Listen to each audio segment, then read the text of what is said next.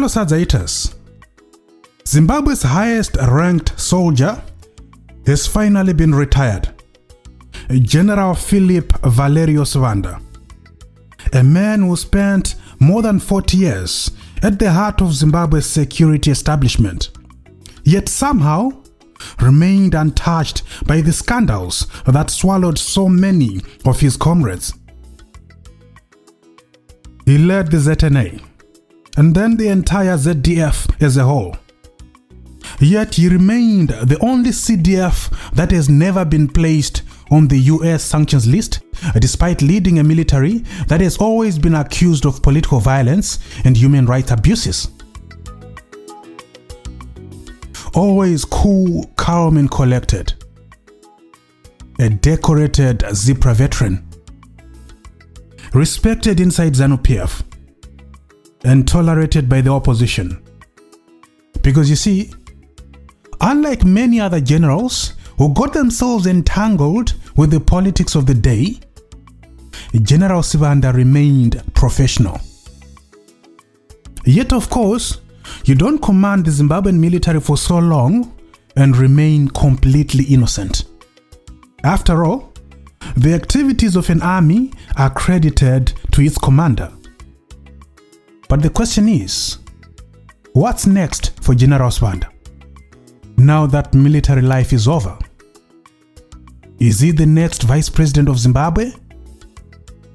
Or is he Mnangagwa's secret preferred successor, which will make him the first former ZAPU cadre to become President of Zimbabwe? Or what if he just wants to enjoy his retirement quietly, without tainting his good image with the toxic politics of ZANU-PF? Well, fellow Sazaiters, slay queens and bingers, socialites, papalites, vasinamalites, varikudya rice, never nemazi heights. Welcome to the special report.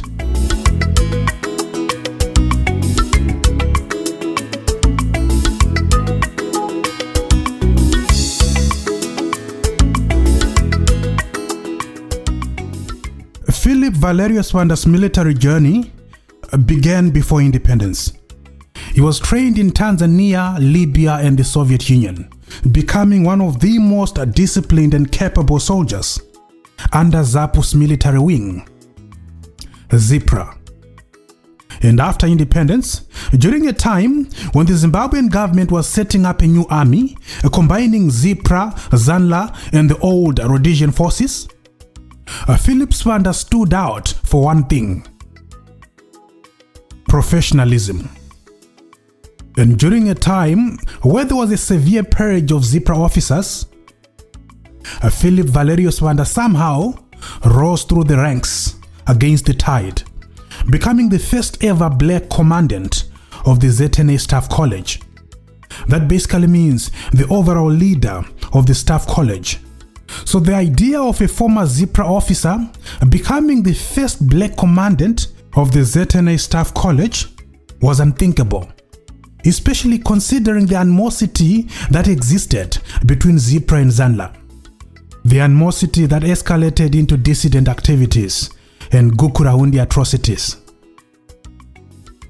Philip Sibanda rose through the ranks of the ZNA the old-fashioned way, from commanding battalions to commanding brigades, all the way to becoming the first ZIPRA cadre to command the ZNA.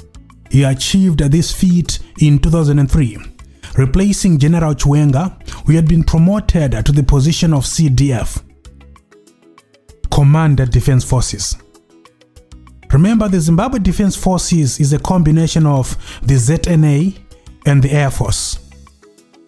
The commander of the ZNA at all times carries the title of Lieutenant General, also pronounced as Lieutenant General.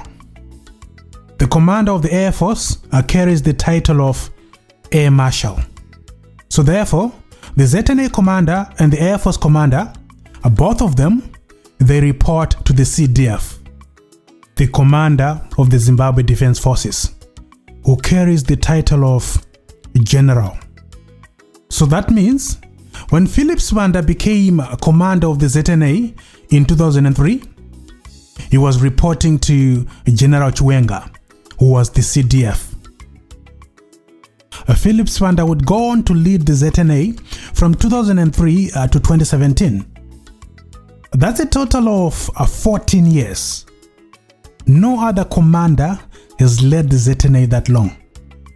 The only one who comes close is Mujuru, who was in charge of the ZNA from 1981 to 1992. That's a total of 11 years. So let's recap. General Sibanda was the first black commandant of the ZNA Staff College. He was also the first former ZIPRA cadre to command the ZNA, and also the longest serving ZNA commander in history, having led the ZNA for a record 14 years. The ultimate king of breaking new ground. And in 2017, he set another record. He became the first former ZIPRA cadre to command the Zimbabwe Defense Forces, the highest military position in the land. He was promoted by President ED after the 2017 coup, replacing General Chiwenga, who had been retired, to become vice president. For the first time since independence, the entire Zimbabwean military was now being commanded by a scandal-free commander, a former ZIPRA officer commanding the ZDF. That was unprecedented.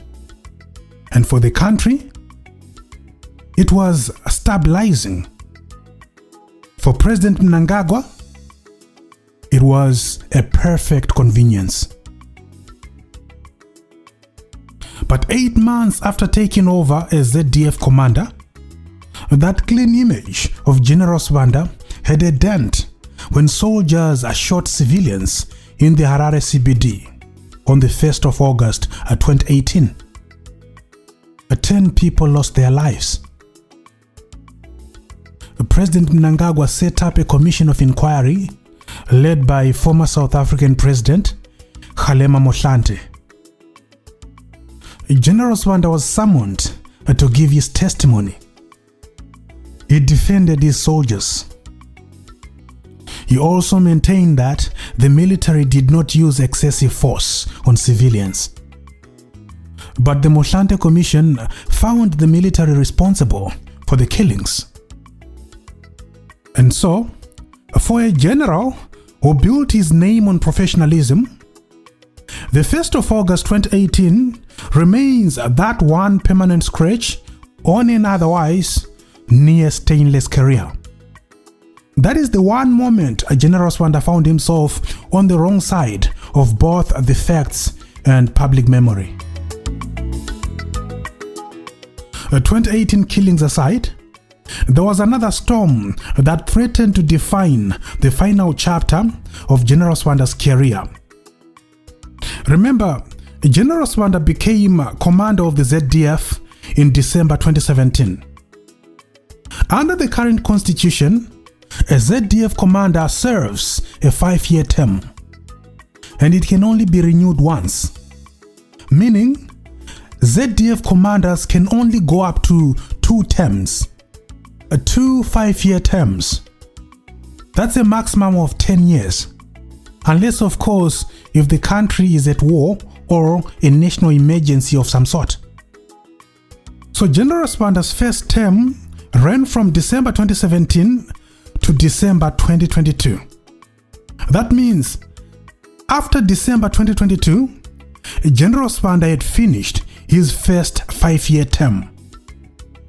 But when his first term expired, something unusual happened. There was no renewal, no gazette, no explanation. General Sibanda was simply allowed to continue as commander without a formal announcement, a de facto extension. President Mnangagwa remained silent, allowing the general to continue without announcing anything. But legal experts immediately noted that the term of General Sibanda had technically expired, creating a constitutional gray zone. But as I always tell you, the law can be interpreted differently by different people for different purposes. Lawyers aligned to ED argued that no public announcement was required. But then came a bigger problem. General Sibanda turned 70 in December 2024. 70 is the mandatory retirement age. So legally speaking, the general now had to retire. But on the 3rd of January 2025, President Mnangagwa issued a public notice. He used a rule from 1988 to give General Sibanda an extension by 1 year. But critics immediately pounced. They argued that you cannot extend a term that was never formally renewed in 2022 when it expired. They also said that the Constitution, the current Constitution, overrides any rule from 1988. Advocate Thabani Mpofu called the extension unlawful, invalid, and a blatant violation of both the Constitution and the Defense Act. So suddenly, the cleanest man in the system, General Sibanda, was now at the center of a major constitutional and political storm. So his last 12 months in office were by extension, and that extension ended a few days ago, and he's been retired, replaced by Lieutenant General Emmanuel Matatu, a man who was commander of the ZNA. He now takes over as CDF, Commander Defense Forces. That means he is now a full general. He was replaced in the ZNA by this guy, Walter Tafumane, the former Deputy Director General of the CIO, notorious for fars in the last harmonized elections. Anyway, that's a story for another day.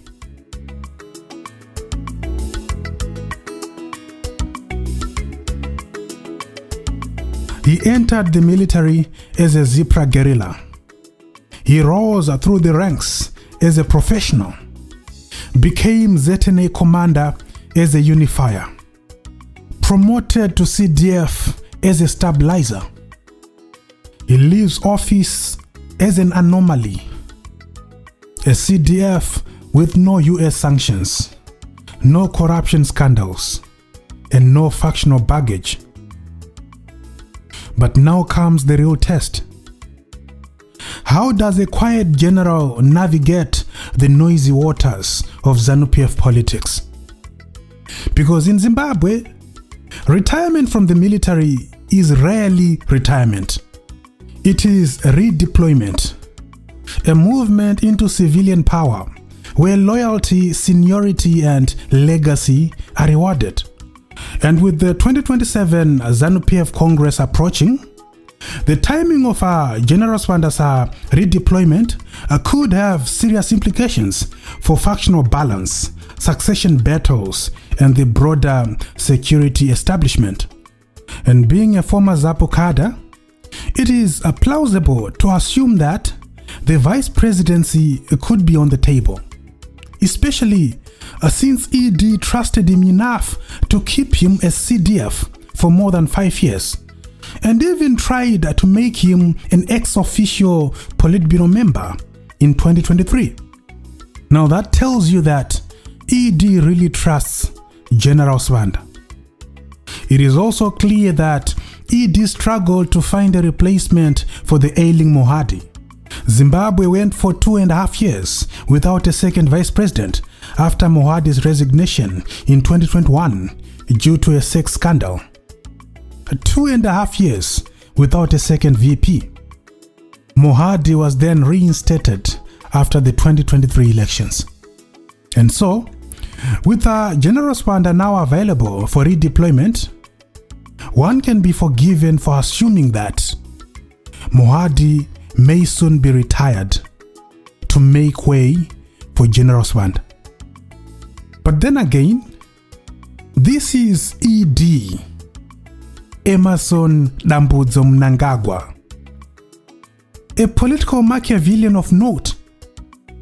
Nothing is guaranteed, and in any case, it all depends on General Sibanda himself, because it is not a given that he has a political ambition. But whatever happens, I'll be here to marinate you with all the details without fear or favor, because on this platform, we say it as it is. And as always, thank you so much for watching. And if you enjoy the content, please like and share.